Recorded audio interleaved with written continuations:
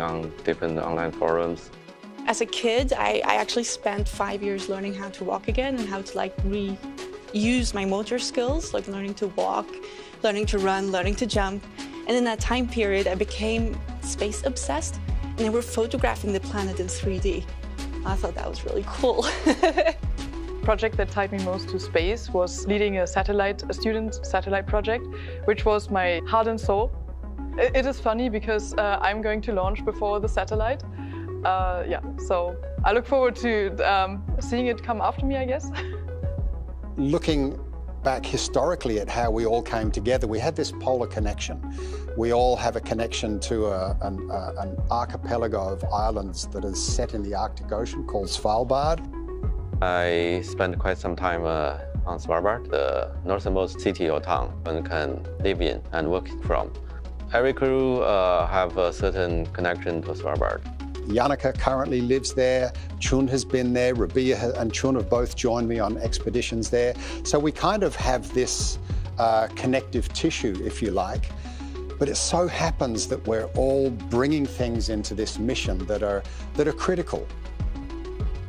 We will be doing something that is quintessential to humans, and that is seeing things with our own eyes. Yeah, the From-to mission is like my baby. I planned and designed everything. I make a proposal. I think this is one of my life goals. Now, the crew is so excited to go to space today. Now, currently at Complex 39A, it's T-minus 47 minutes and counting. Now, a little bit earlier at the T-minus 1 hour point, we loaded a small amount of RP-1 fuel into the Merlin rocket engines. It's a process known as engine bleed-in. The next major activity in the countdown is coming up. The launch director and launch team are preparing for the propellant load and launch pole. The launch director will also check with the Dragon mission director for their readiness to launch. The launch director is electronically polling the SpaceX launch team for their go, no-go to load propellant and launch. Once the poll is complete, the SpaceX launch director will make announcements on control room lockdown and protocols for holds or launch escapes. And then they also remind the team that inside of T-minus 10 seconds, only the computer will be able to abort the launch. Now, once the launch director gives these instructions, he will clear the team to proceed with moving the crew arm away from the launch vehicle. A couple of minutes after that, once the crew access arm is in the stowed position for launch, the crew will be notified to arm their launch escape system on Dragon. Now, and there's the crew right now inside the capsule, just waiting for the clock to tick down. Now, once that crew access arm is retracted, the escape system is armed, that sets the conditions for propellant loading to begin on Falcon 9. Now, as always with Falcon, once we start propellant loading at T-minus 35 minutes, that will commit us to launching. So if we have to hold the countdown after that point, there would be a launch scrub, and we would need at least 24 hours until the next attempt. Now, currently we're starting to get some of the electronic signatures on the go, no-go poll. Next up, we ought to hear the SpaceX launch director giving the instructions to the team at approximately T-minus 45 minutes. So we're going to listen in right now to the countdown net.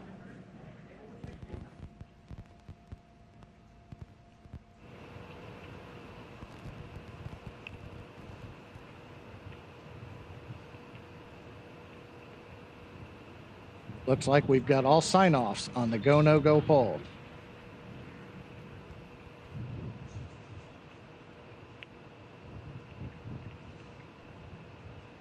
Now, as we mentioned, once we get the instructions to the team that Jesse just talked about, then we'll hear the next instruction, which is to prepare and retract the crew access. Attention operators on countdown. This time polling is complete. Dragon and Falcon teams have pulled go for propellant load and launch. Stand by for control room and abort protocols. Now, that's the great news we're waiting for. For all operators in MCCX and Hangar X, both control rooms go into lockdown in T-minus 45 minutes. Will remain in that state until the launch escape system is disarmed. All operators are to remain at their console and maintain a sterile cockpit until MD confirms successful disarming of the launch escape system following orbit insertion or propellant offload in the event of a scrub.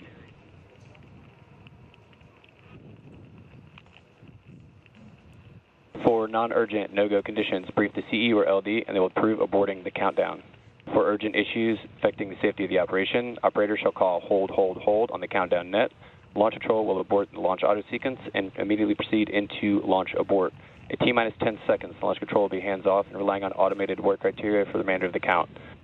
Operators advise the launch director where the structural breakup or fire is imminent occurring per Dragon manual escape flight rules. Launch control.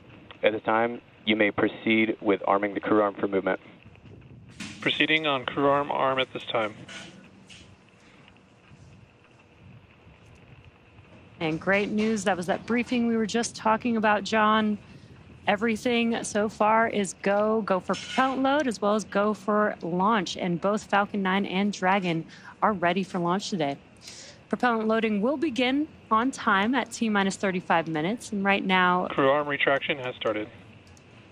What perfect timing. The crew access arm is now going to retract away from the vehicle, and there's a great view of that. I'll see if we get the shot from inside the white room, which we sometimes get. This is one of the last major visual milestones we'll see in preparation for liftoff. Once we get the arm retracted, and there's a view from inside the white room as we are moving away from Dragon. You can see the spacecraft there on top of the Falcon 9. Once we get retracted, we'll also hear the call out to arm the launch escape system. Once that's confirmed, we will then wait for the T-minus 35 minute mark, 7 minutes from now. That'll begin F9, Falcon 9 propellant loading. Now, the day began for the FROM-2 crew members with suit up a couple hours ago. And the crew also has their tablets, which provides them with all the information that they'll need for the mission. Shortly Crew after... arm retraction is complete. Good call out.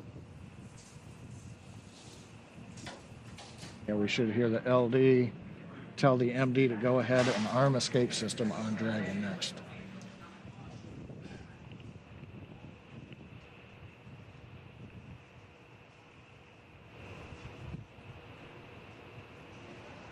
I think right now they're just waiting for the last data confirmation that the arm Dragon, is retracted. SpaceX, you are go for Section 6, close visors, and arm launch escape system.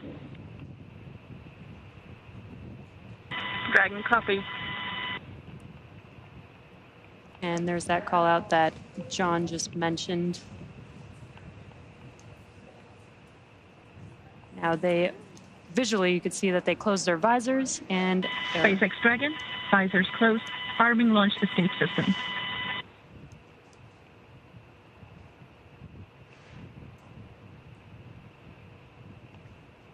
As a reminder, right now we have the 4 crew inside Dragon. They're the only people inside. The blast area of the hazard corridor has been cleared. The SpaceX copies. We're monitoring.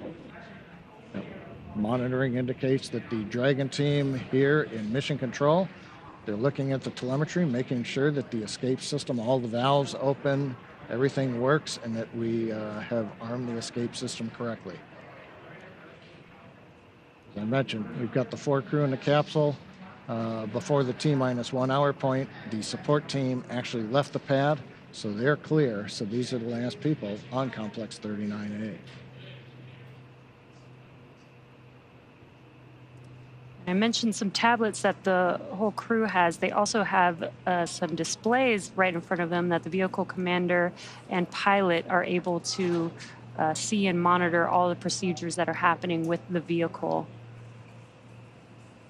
And the view from 39A, nice view of Dragon, the spacecraft. You've got the pressurized section on top, and then the launch trunk escape section. system is verified armed. Excellent news. Confirmation from the Dragon team that the escape system is armed. So we're all ready and set for that propellant loading to begin. Yep, we got another 4.5 minutes before we can start propellant loading. We saw the crew access arm come back, and we've talked about it before. It rotates away slowly. It took a couple of minutes or so before we got the call out that it was in the launch or the stowed position. Now, if there is an emergency where instead of Dragon using the Super Dracos to launch itself off of the Falcon 9, if they just said, hey, crew, you've got to get out, but do it fast, that arm doesn't take that slow amount of time to get back towards the capsule. It has a high-speed mode, and it will swing back in seconds, not minutes. So if we actually had to open up the hatch, let the crew get themselves out and get down the arm, we can do that very quickly, so that the axis rotation is not indicative of how we would support during a contingency. Yeah, exactly. We've thought through a lot of these procedures, and while everything that you've previously seen on crew launches seems very standard, we do have scenarios and have set up the crew and the vehicle and the launch pad for all of these scenarios, including a first-of-its-kind escape system, which provides escape capability all the way to orbit. You can't really see them, but the little cutouts or the scalloped areas there, that's where the Super Dracos are located. There are 8 of them around the perimeter of the spacecraft. But the rocket engine nozzles are closed out, just keep any of the Florida bugs from flying in there. So it's all closed out, and it should stay that way through flight. We got to keep the FOD out. That's a fancy acronym for bugs. Now, you may have noticed a moment ago when we had the view out over the ocean, some flashes of lightning. Expect loud venting from the vehicle in 30 seconds.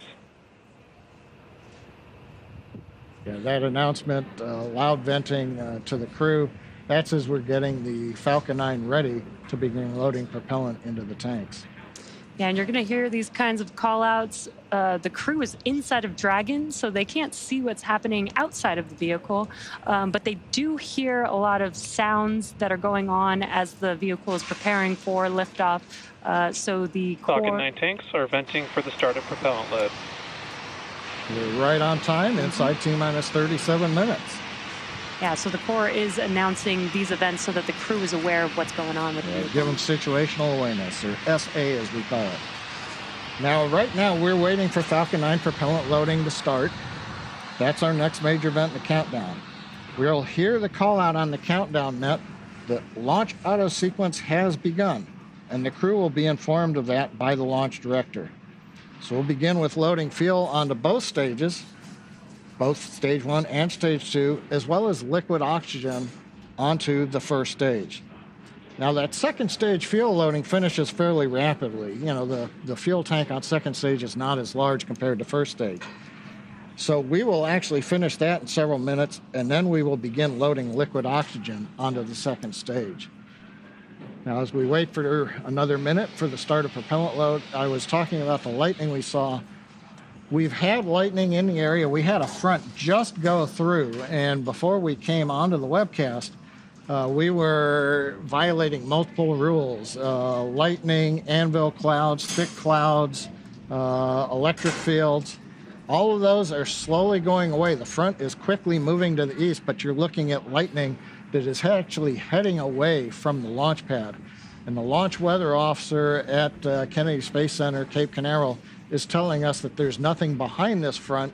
So fingers crossed, but we expect right now the weather will cooperate. But as a reminder, when we start loading propellant in 20 seconds, that's going to commit us to the T0, and that'll be our only chance for this evening.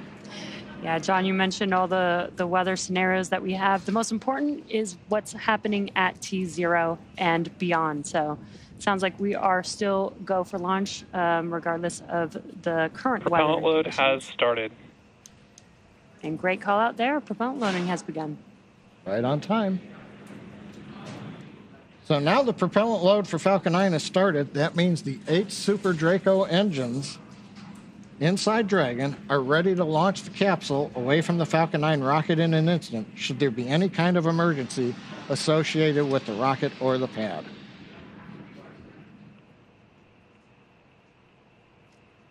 And we're now at T-minus 34 minutes and 26 seconds from liftoff. Dragon was loaded with its propellants about a week and a half ago, just a few miles down the road at what we call Dragonland. And in order to fly, Dragon needs a fuel and an oxidizer.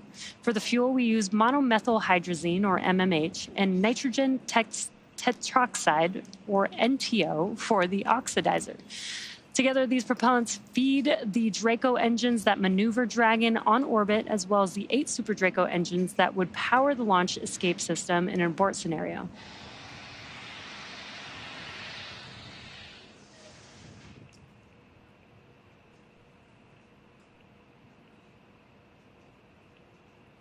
As we mentioned, in those abort scenarios, those 8 Super Draco engines inside Dragon are ready to be used should they be necessary.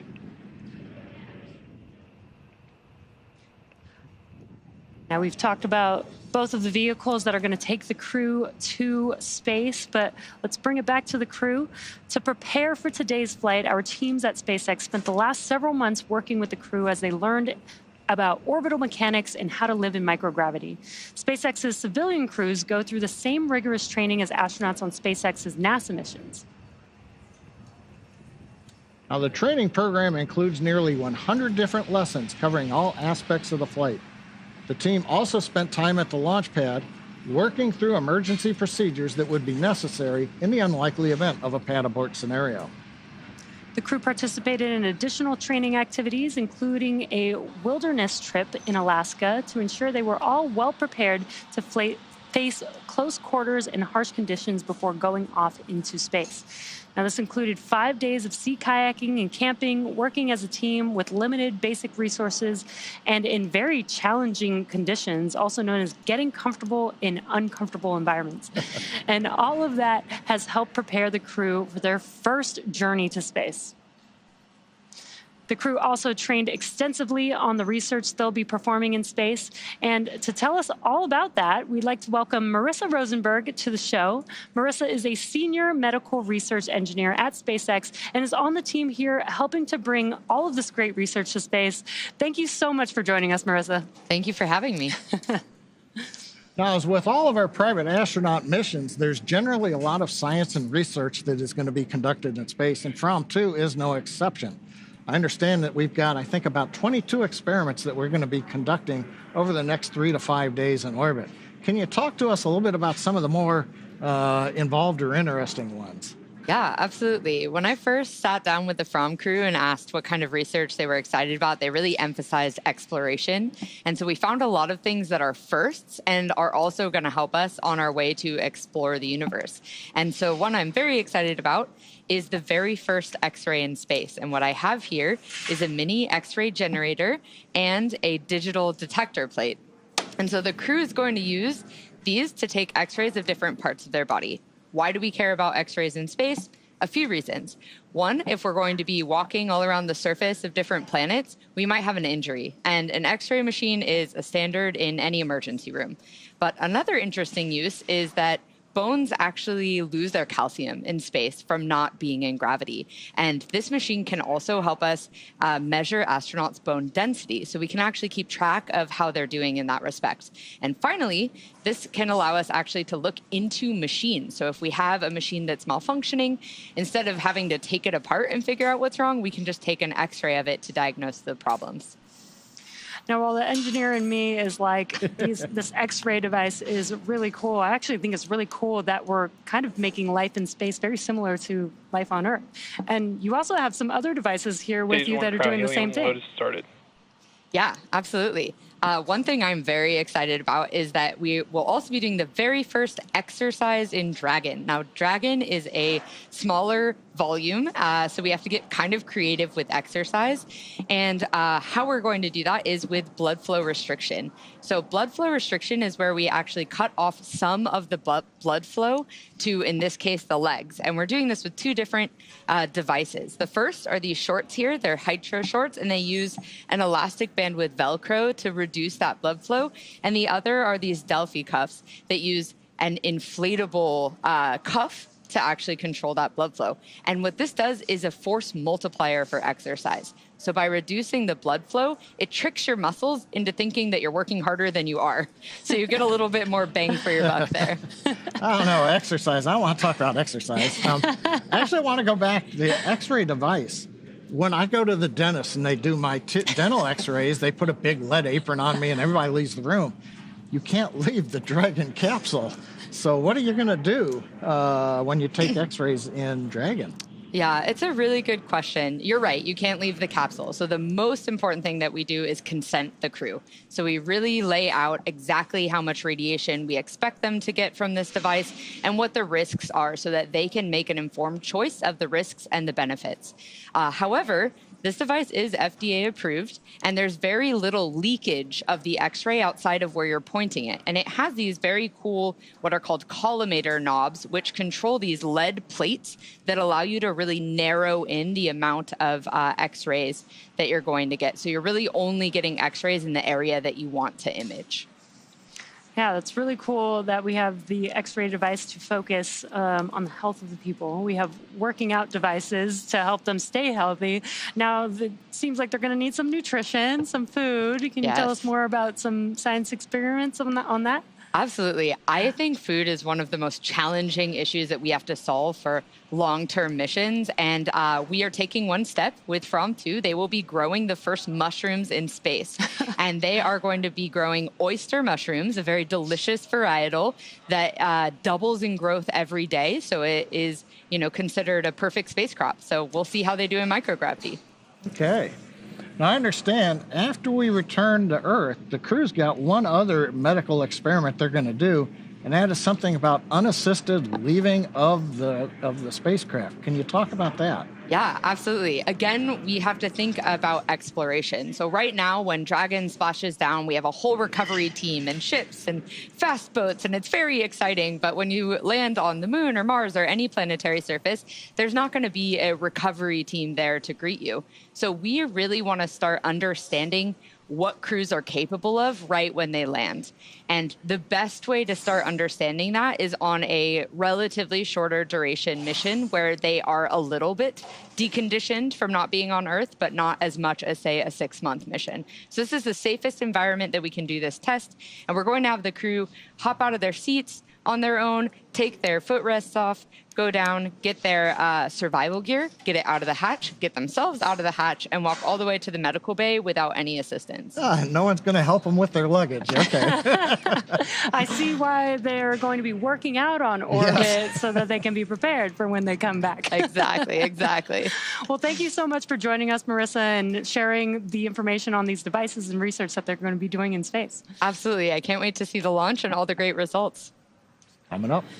In addition to the medical research, the crew will be operating an onboard amateur ham radio system, sending slow scan TV images as part of a high school and university age student competition, and they're calling it From to Ham. Now, while it is a competition for students, you can still try your hand at receiving images and solving the puzzle if you're a ham radio operator and you have the right equipment. You can check out the technical specifications at from2ham.com. Now, we had an opportunity to catch up with the crew to hear about several of the activities that they have planned for their time in space, including the From2 Ham. Let's check it out. I'm an Australian polar adventurer, explorer. I've skied 4 new routes to the South Pole. These are expeditions that I've planned myself. I've looked at satellite imagery of these glaciers that have never been traversed before. And I'm going to have the opportunity as we fly over Antarctica and see those routes from above. The primary goal of this mission is the observation, polar observation. There have been humans flying to space since 1961, and nobody's seen the South Pole, North Pole, extreme polar regions from orbit yet. We will be doing something that is quintessential to humans, and that is seeing things with our own eyes. It's my curiosity, like for years, what's Antarctica really like? We don't know what we're going to discover. We are exploring a part of planet Earth from space that has never been explored. As a cinematographer, I'm excited about filming the aurora. That is a visual indicator for us to understand a lot about space weather. What does the aurora consist of? What's the density of aurora? And actually flying through the aurora, capturing this in both 2D and 3D. What I'm looking forward to do in space, looking forward to the research that we are going to do on orbit. I would say we have 2 main themes. So one is how do people adapt to extreme environments? Based on that, how do you increase the access to space for anyone medically without being a superhuman as in the olden days? I think astronauts before us were absolute heroes, right? But then it should shift from that to how does anyone go into space? I'm super excited for a ham radio competition that we will host. The idea is that we have different pictures of locations on Earth in the polar regions, which are also of relevance to polar history. But then we cut them up, mix them up, and we're just going to send them down through the radio, and people have to puzzle them together in international teams. Another thing that we plan to do in space is that we're bringing a synthesizer, and we want to sample some sounds that we can hear in space, some of the thrusters firing, for example, and integrate that into one jam, I think, which would be pretty cool. We know that photographs of the Arctic and Antarctica are available on Google Earth and through satellite imagery, but to see them from orbit may reveal things about these two areas, the Antarctic and the Arctic, that we have previously not known. Some people may think it's a tourist mission. I don't mind that. It's up to you to define what's a tourist mission, but for me it's an exploration. Dragon is the first private spacecraft to take humans to the International Space Station, and it's currently the only vehicle capable of returning significant amounts of cargo back down to Earth. Now, the crew will spend all their time in the pressurized section, which is the top portion of the spacecraft. This area allows for the transport of people and environmentally sensitive cargo. Dragon's trunk, which sits below the pressurized section, can carry unpressurized cargo if needed, and it remains attached to Dragon until shortly before re-entry into Earth's atmosphere. Now, we mentioned earlier in the show that this will be the first West Coast recovery with crew. This change was made to allow for the trunk to remain attached to Dragon through the deorbit burn, and then it will ensure that it falls safely into the Pacific Ocean. Like the Falcon 9 first stage, Dragon is also reusable. This will be the fourth flight for this Dragon named Resilience, which most recently supported the Polaris Dawn mission last year. And just like on Polaris Dawn, the From 2 crew will have access to high-speed internet in space via the Starlink network. Dragon is carrying what we call a plug-and-placer, a device that is linked to a Starlink terminal in Dragon's trunk, which is connected to a router, providing Wi-Fi for the crew. The placer is responsible for establishing and maintaining a laser communications link with Starlink satellites, which will be in orbit with Dragon. Using this hardware, Dragon will attempt to talk to Starlink the same way Starlink satellites talk between themselves, which is with lasers. Now, over the last 5 years, and not including From 2, Dragon has supported 16 human spaceflight missions and flown 62 crew members representing 14 countries. Through the Axiom, Inspiration 4, Polaris Dawn, and From 2 missions, Dragon is helping lay the groundwork for deep space exploration, rapidly expanding our knowledge of how humans can adapt, live, and work in outer space. Dragon has proven to be quite a versatile spacecraft. It can autonomously dock to the space station when outfitted with the ISS docking adapter, which you can see on your left hand of the screen. Dragon can also be configured with hardware to support a spacewalk, which made its debut on the Polaris Dawn mission last year, and you can see that on the right hand of your screen. And in free flyer mode, in the center of the image, that's the docking adapter removed, swapped out for a cupola, and that's as it's configured for the From 2 mission. And right in front of us, this is actually a mock-up of the cupola right here. It's essentially a large dome-shaped window, providing incredible 360-degree views while in space. Hello, Sarah. Now, the cupola first debuted during the Inspiration 4 mission in 2021. Now, Dragon does have other windows on the sides of the spacecraft that the astronauts can use, but they're a lot smaller. The cupola replaces the docking port or Skywalker hardware at the nose of the spacecraft, which is not needed since From 2 will not be docking with the space station or doing a spacewalk. And being surrounded by a glass dome is probably the closest feeling you can get to being out in space without going outside of the spacecraft. And From 2 will be the second crew to experience Dragon's cupola while in orbit. Here's a little bit more from the SpaceX team on developing the largest window in space. When we started thinking about the cupola, it's more than just another window in space. It's an extension of the Dragon spacecraft. So when we got into concepting, it has to have the same feel and aura of the actual Dragon spacecraft. when you are go to open the forward hatch for cupola use, and please enjoy the best view of the planet. When the forward hatch first opens, you can look up and you see immediately that there's a large window up there with the 4 Draco shields protecting the bubbles from the Draco pulses. If you look at the videos from Inspiration 4, you can see their jaws all drop just looking out the forward hatch, not even being in the cupola. The most notable thing to me is that it looks so simple on the outside, but the deeper you go, the more you uncover more complexities within it. There's 3 different bubbles that make up the cupola. The exterior-most bubble is our thermal bubble, which is designed to protect from micrometeorite debris that we could experience on orbit. The center bubble is the pressure pane, which holds in all the pressure. And the innermost pane is our scratch pane, designed to protect from anything that the crew inside might be doing. It's actually made from acrylic and polycarbonate layers, but you also have technologies that are in, say, fighter aircraft that are applied to the cupola. We have a coating called indium tenoxide, which keeps the temperatures down on the inside of the cupola space. All these aspects are tested on the ground and made sure that we operate safely and that we know that when the astronauts are going up there that they have a great time. What makes this the largest window in orbit? It's just the overall size of it. I feel like it's just so immersive, you're inside of the bubble and you're looking out and space is literally all around you. I think the experience of having the cupola on Dragon makes it such that Dragon is the experience. Even when we fly our short duration missions to the ISS feels like the destination and the experience, whereas having the cupola on Dragon really makes Dragon and being inside the cupola the destination.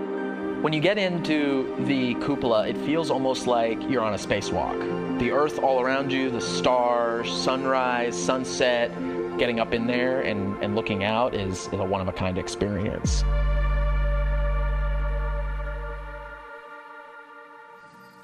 Now, joining us now are 2 SpaceX engineers who made their spaceflight debut on Polaris Dawn.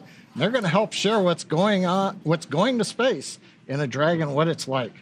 Welcome, Sarah Gillis and Anna Menon. It's so great to be here with you. Thanks for having us. Yes, thank you so much. We're thrilled to be here. Anna, Sarah, we're super excited to have you with us today. And for those of you who are not familiar, Sarah and Anna spent nearly 5 days in orbit, along with their crewmates Jared Isaacman and Kid Petit. Polaris Dawn flew higher than any Dragon mission to date, reaching the highest Earth orbit ever flown.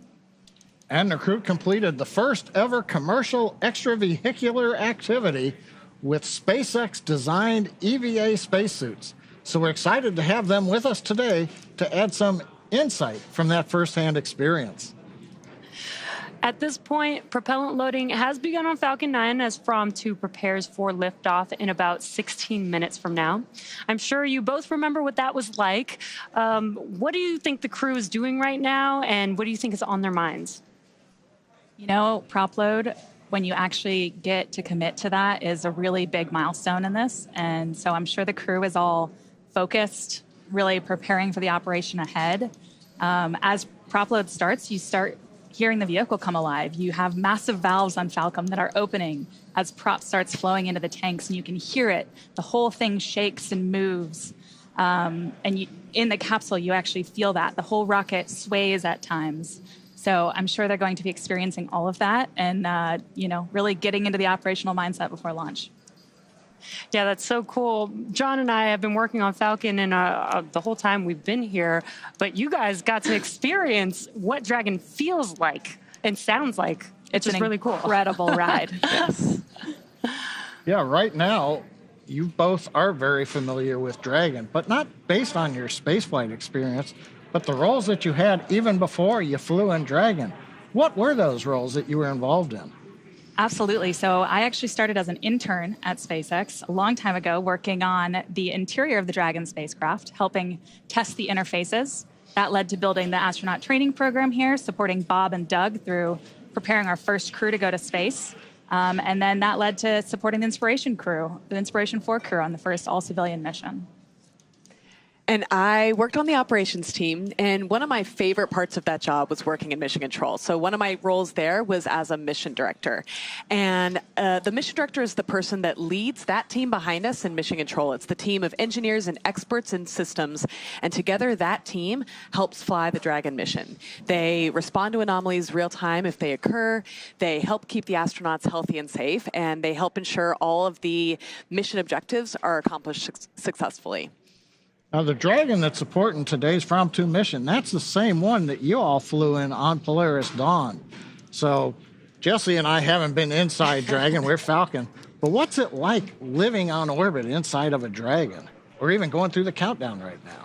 Living in Dragon is absolutely incredible. It feels like a Dragon is alive around you. So you have the sound of fluids moving through the walls around you as you're living in there.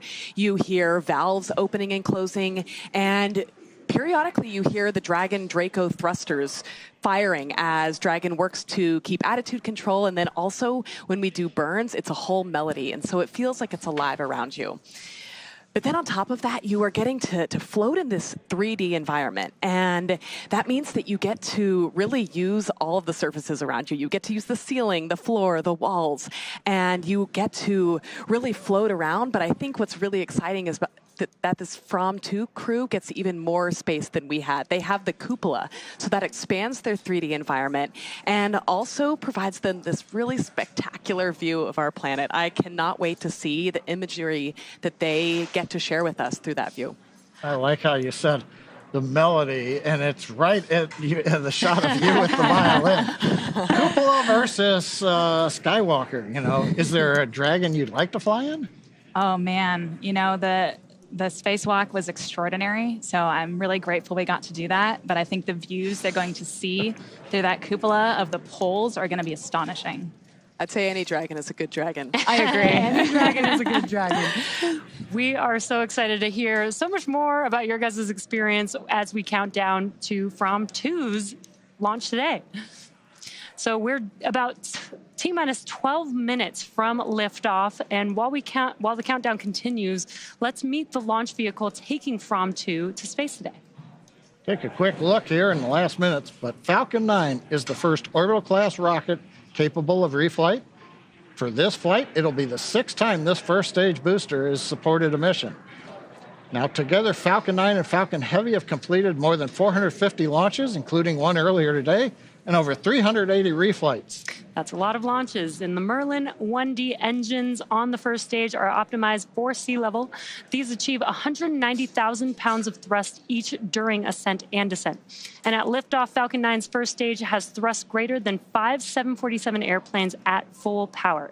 And the MVAC engine, which has a much wider nozzle, is optimized to 220,500 pounds of thrust in vacuum. Can you tell us how the ride was on Falcon? Riding on Falcon is extraordinary. It is my absolute favorite roller coaster. At liftoff, you are momentarily suspended in a way that just defies physics. And then you start accelerating, pushing out through the atmosphere. I think a moment that stands out is main engine cutoff when you're first thrown into your straps, and it feels like the longest 11 seconds while you're waiting for second stage engine to ignite. And then you start accelerating, and finally you end up in your orbit. Again, engines cut off, you're thrown forward, and then it's totally calm. Everything kind of lifts off, starts floating around you, but it goes from really loud to really quiet and serene. Can you imagine saying that it was really calm when you're going 17,500 miles per hour? Believe it or not, it is. That's pretty wild to hear. Yeah. Now, on Polaris Dawn Return to Earth, you splashed down off the coast of Florida, but this flight, From 2, is the first time we'll be heading to the new location. Recovery operations for Dragon missions will now take place off the coast of California. That, as we said, will ensure that Dragon's trunk, when it's jettisoned during reentry, will re-enter over the Pacific Ocean. SpaceX engineers did some tremendous work to adjust for the new trajectory. That included changing how Dragon maneuvers before deorbiting and when the trunk is separated from the spacecraft. So while a different trajectory than your return to Earth, what was it like for the two of you when you were coming home from space? The return from space is also exhilarating. It you still have those same heavy G-forces like you felt on the uphill, but instead of lasting for tens of seconds, they last for many minutes in duration. So maybe 7 minutes with those G-forces pressing you into your seat, feeling that pressure on your chest. But then on top of that, as the Dragon spacecraft is coming back through the atmosphere, the air around it is heating up, and you get this light show out your windows. There are neon pinks and oranges out your windows with occasional flashes of flames, and that is just the most remarkable view. That is so cool to hear all the different experiences you guys seen, your own fireworks show a little bit. Now, as we mentioned earlier, after splashdown, once Dragon's hatch has been opened, the crew will attempt to exit the spacecraft unassisted. This is the first time this will be attempted with Dragon, and we are studying the crew's ability to exit Dragon without additional medical and operational assistance. Exiting the spacecraft without help will become more important for missions to places like the Moon and Mars, where the crew may need to exit their landing vehicle unassisted. Okay, we've just got a few seconds before we get into next major event in the countdown, but we're going to put you on the spot. You're the only two of us that have been to space and have gone through the splashdown. What's it like trying to get out of the capsule? Do you want dolphins? The dolphins were incredible. It's very interesting readapting to gravity and taking those first steps. I think it's a great research experiment. This is seat 1. How many times have you been to the South Pole before? To the South Pole, around 10 or 12 times, but to both poles combined, around 30. How long did you take to ski there? My last expedition in Antarctica, I skied in new routes they're talking to the crew about their fourth place here and across the plateau to the South Pole. This expedition was almost 900 kilometers, and it took me 50 days to complete. Can you believe that in just 42 minutes we'll fly from here in Florida to the South Pole? Unbelievable.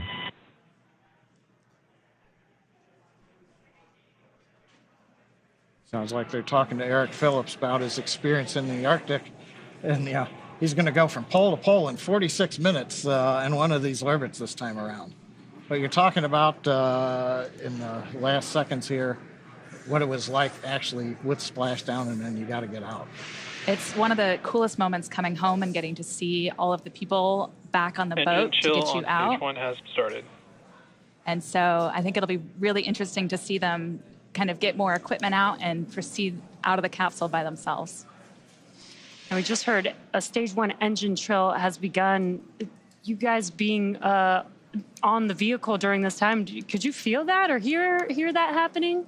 So I remember, notable kind of popping sounds as we progressed through different major stages of the prop load. At this point in the countdown, I remember getting really focused, knowing that we were really close and those seconds are just flying by. I'm sure there was a lot of other things on your mind. Stage 1 RP1 load is complete. Oh, we heard the call out. Stage 1 fuel load's complete. We're right on the timeline. Right now, we're down to just liquid oxygen loading on the second stage. Now, were you hearing these kind of announcements from the Corps, letting you know where we were going through? Yep, they're keeping you up to speed on everything. You hear the loops coming through the spacecraft, and it's, as Anna said, it goes by so quickly in these last couple minutes before launch.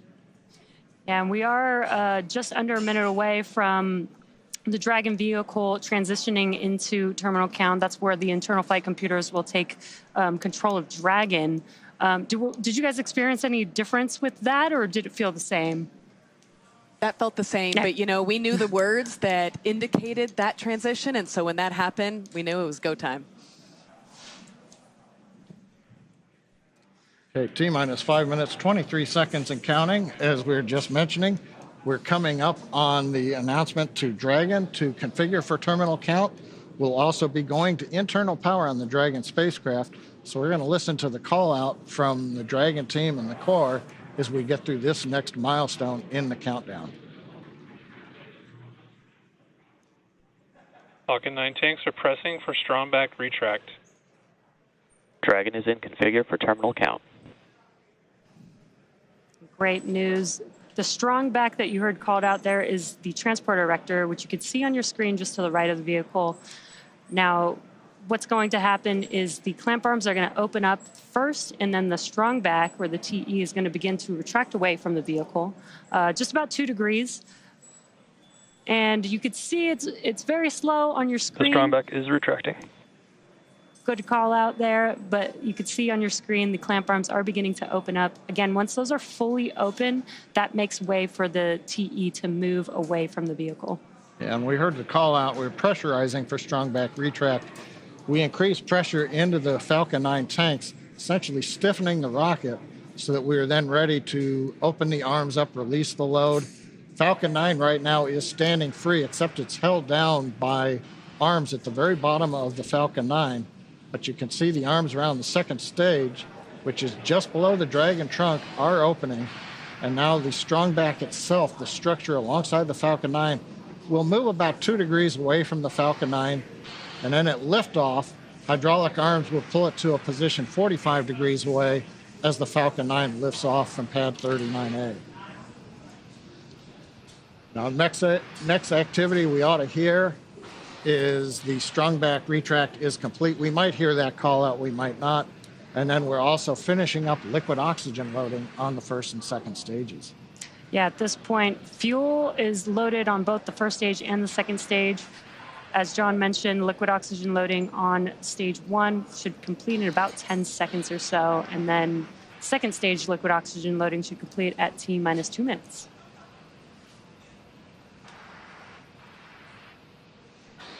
Just waiting to hear the call outs right now for stage 1 LOX load.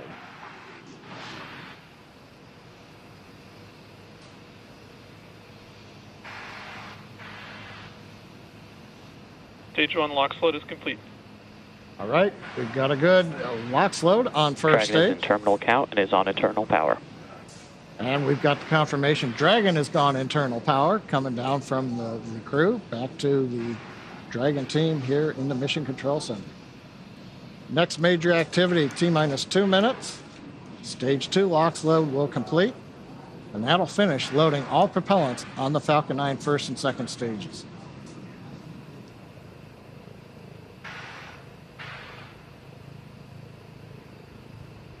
We do have a crowd building up here in front of Mission Control.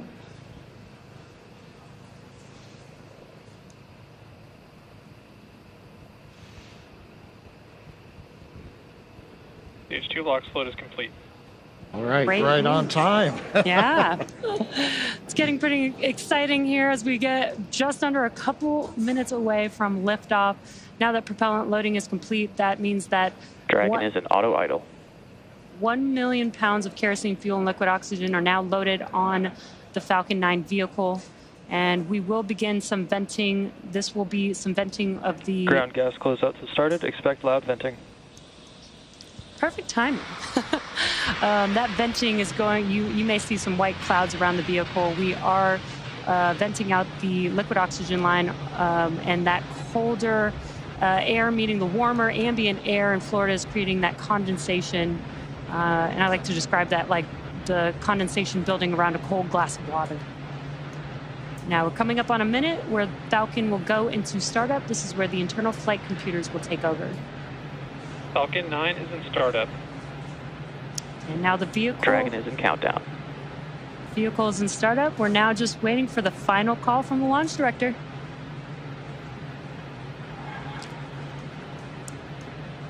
Dragon, SpaceX. Go for launch. And great news, we are go for launch. SpaceX Dragon, SRAM 2, go for launch. And heard one call from the crew. Seconds. One last call from the From 2 crew. Let's watch as the Falcon 9 vehicle takes Dragon and From 2 into space.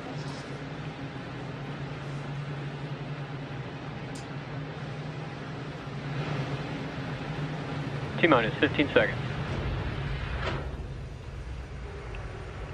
10, 9, 8, 7, 6, 5, 4, 3, 2, 1.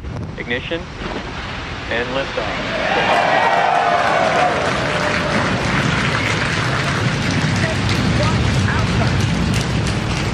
Copy, 1 Alpha. Vehicle is pitching downrange. Stage 1 propulsion is nominal.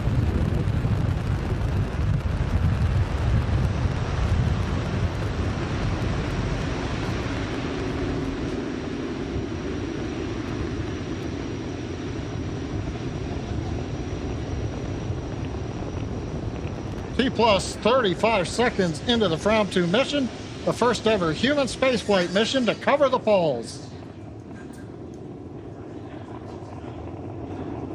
And we are throttling down the engines on the first Power stage. telemetry nominal. On the first stage vehicle for... Stage 1, throttle down. Oh, it's perfect timing with these callouts. We throttled down the engines for max Q, and there's max Q. It's the maximum dynamic pressure that the vehicle Falcon sees 9 on is ascent. supersonic. Confirmation we're supersonic. We're preparing to throttle back up on first stage Merlin engines. Stage 1, throttle up.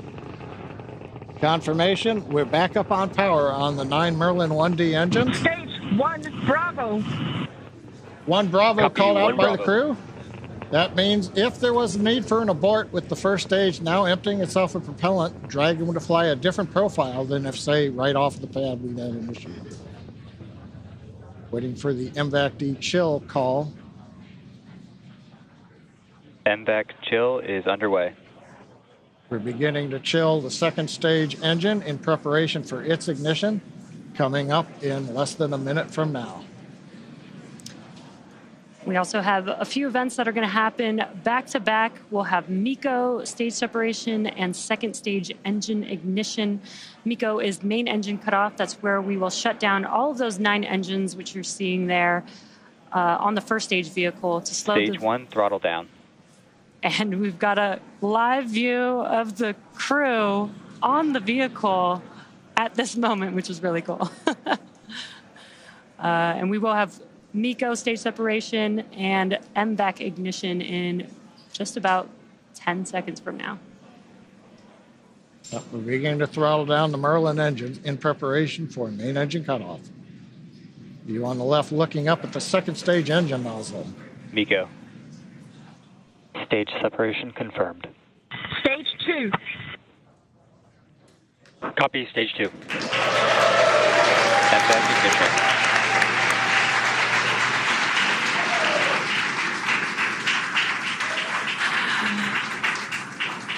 And there we just saw MECO stage separation. The MVAC engine has ignited, and we've also started the boost back burn on the first stage, which you can see there on your left-hand screen. Anna and Sarah, those were a lot of dynamic events that just happened right now that the From 2 crew is experiencing, but you guys also got to experience that. Yes, I remember. Now we're in stage 2, and I remember that slow buildup of G-forces during this stage. The first stage, the G-forces come on fast, but the second stage, they're a bit slower. And so right now, you're starting to feel it come on faster and faster, and you feel that pressure into your chest. You feel yourself being pressed into your seat, harder to move your hands up. It's an exciting ride, and you see the minutes counting by until the moment that you know you'll be in space. Yeah, you're right, because Dragon, SpaceX, trajectory nominal. good call out from Guidance Navigation Control Officer. Trajectory is nominal for the crew. Dragon, copy. And Commander copies that call out. But yeah, you had a good point. Well, we talked earlier, the second stage engine's over 200,000 pounds of thrust.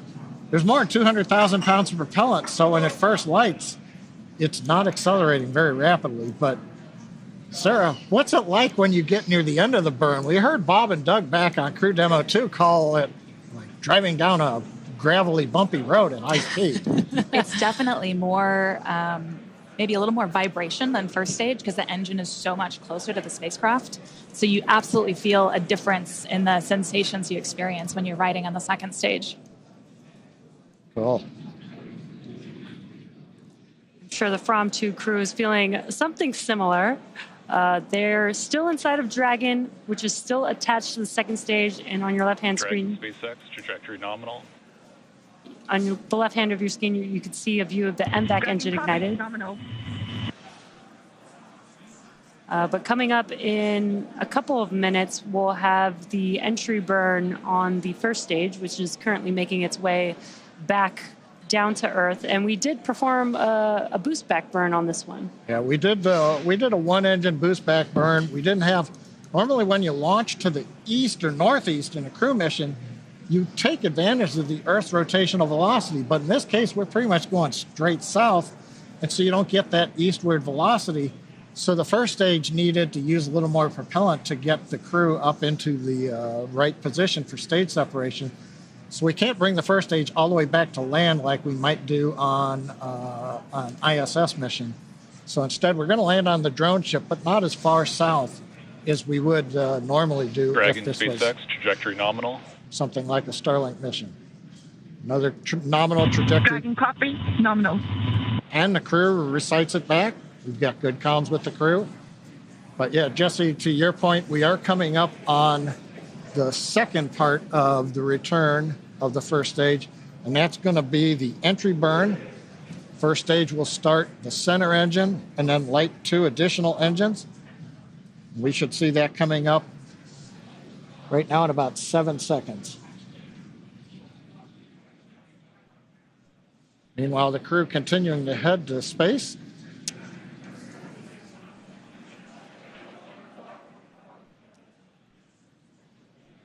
During this time, we would continue to monitor the altitude as the vehicle kept rising and rising. Yeah, you got the displays there where you guys can monitor that during the launch. Dragon SpaceX, trajectory nominal. And we did see on the left-hand screen that the entry burn has begun. Copy, nominal. Entry burn did complete.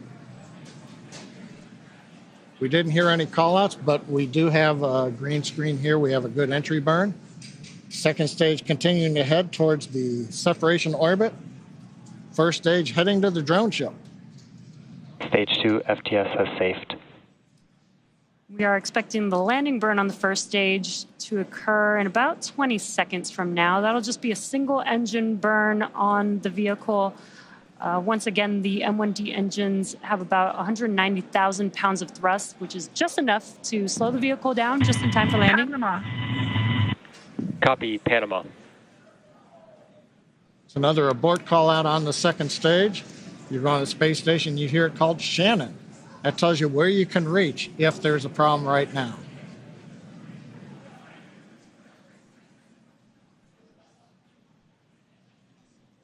And we've now got video on first stage.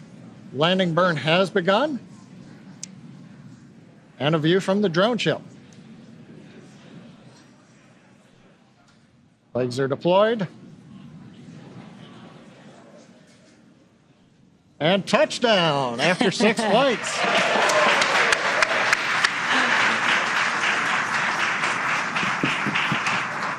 And the booster that has taken the From-2 crew out into space has now made it back to Earth.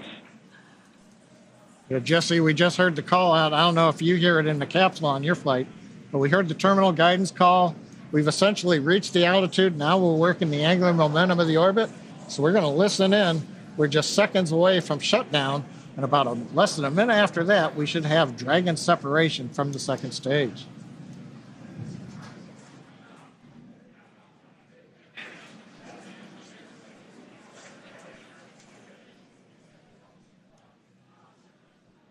MVAC shutdown.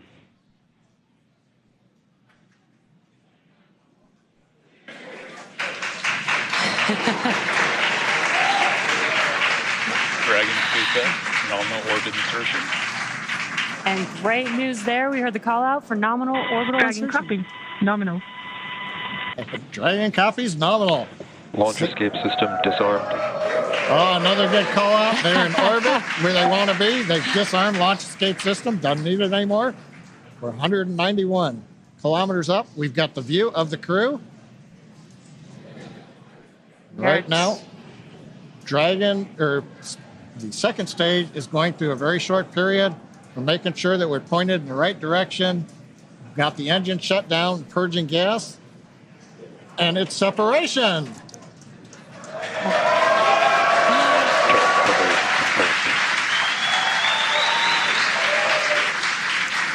From-2 crew is flying on its own on Dragon. Dragon, on behalf of the Falcon team, we're honored to deliver you safely to your polar orbit. Enjoy the views of the poles. Send us some pictures, and our hearts will be, minds will be flying with you as you go over the poles. Have a great flight. And Dragon, this is your launch director here. Pretty wild to see the From Adventure sailing to the poles once again, over 130 years from its christening. This time, though, with Starlink. Godspeed, From 2. Cheers. Cheers.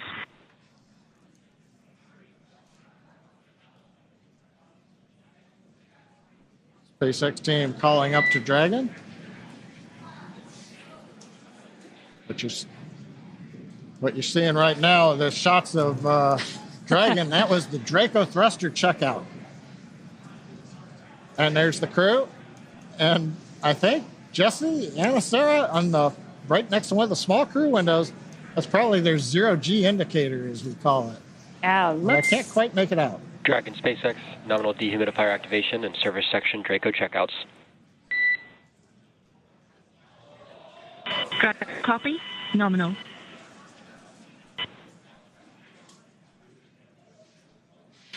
And as we don't have views, what you're seeing there on your screen is mission control here in Hawthorne. Again, the crowd that we had watching the From 2 crew launch into space. We also saw the zero-G indicator. Hopefully we'll get another live view where we can see what the zero-G indicator was. You guys had a zero-G indicator on your mission, so you know, and I'm probably very connected with the tradition of being able to pick out the zero-G indicator.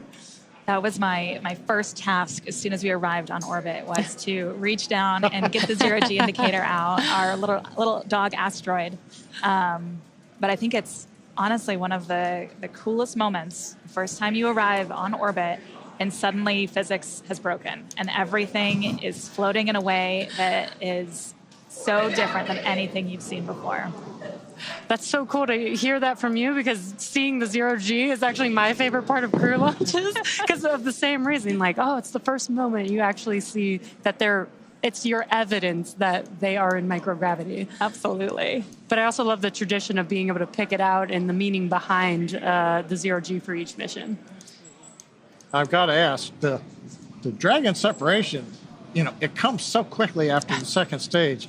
But when you got separated from the second stage, was there like a wave of relief, or was it business as normal? I think there was a sense of joy in, recognizing that there were so many important steps that had to happen in order to get us to that point, and recognizing that we had reached that point, but then also knowing that it was time to get to work. We had a lot of objectives ahead of us. It's really the moment the spacecraft comes alive. Like during Draco thruster checkouts, the nose cone opens, you activate your environmental systems. So you go from launching on a rocket to flying in a spaceship. And it's this really cool transition where now you are alone in your spacecraft in this little habitat keeping you safe for the next couple days in space. And at the same time, maybe it dawns on you that says, this isn't another simulation. We are here. This is it. We are in space. We don't go home today at the end of business. We're going to do our work. And you two are very familiar with training over and over again. And now you guys got to experience space. The From 2 crew is now in space, in orbit, but there's still events happening, as you mentioned. We talked earlier about kind of maybe feeling a little calmness, but you said that there's still things that you can hear going on. Can you hear like the nose cone opening? Do you recognize those events by the sounds? You certainly recognize the Draco checkouts by the sounds. Just like you have that melody for Burns, it's a particular melody for the Draco checkouts, and it's fabulous. They do work in sync with each other, yes. right? Yeah. I don't think we heard the nose cone at all. Yeah. You watch it, you see the video feed of it opening, but it's very quiet. Okay. That's one thing. We're listening to some of the nets. The next activity that Dragon goes through right now is the nose cone deploy sequence, which does not expose a docking adapter to go to the space station. It exposes the cupola, so the crew will get a view right off of the bat. But we're waiting to hear any call-outs if the various hooks have finished retracting, and now the nose cone deploys, flips on the hinge and then exposes everybody to the great views that hopefully they're getting through the cupola on space. Yeah, I think they'll be, once they get out of seats, they'll have to get out of their suits, and then that nose cone is open. They'll have the forward hatch between them and the cupola at first. Yes. And then at some point in the mission, they'll get the go to proceed with opening that. But I'm so excited for them to get into the cupola for the first time. Yeah, I stand corrected. They can't look through the window yet. And we've got confirmation on a back net that the nose cone is open. So another major milestone on the mission. So overall, it's, what can we say? The From 2 crew, they're now in orbit. Now they're scheduled to spend up to 5 days in space before splashing down off the coast of California, becoming the first SpaceX crew to return to one of our new West Coast recovery sites.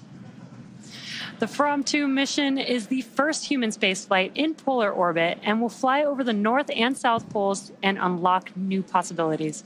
Throughout the 3 to 5 day mission, the crew plans to conduct 22 research projects to help advance humanity's capabilities for long-duration space exploration and understanding human health in space.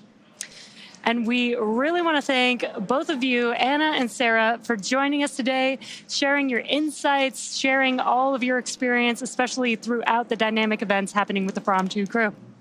Thank you so much for having us, and Godspeed From 2. Yeah, thank you so much. Godspeed From 2, Godspeed Dragon Resilience. And thanks to both of you also.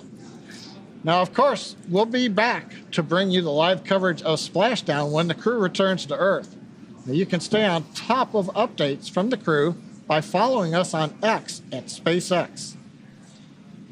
We can also keep tabs on the mission with the Dragon Tracker on SpaceX.com. There's a view of the Dragon Tracker right now. You can see follows Dragon. So go to the webpage, SpaceX.com. You get an idea where Dragon is, and you notice right there, we are heading south to the South Pole right now, right on trajectory. So I also want to thank the Range and the FAA for supporting today's mission. And thank you all for watching and logging on. And we'll see you next time.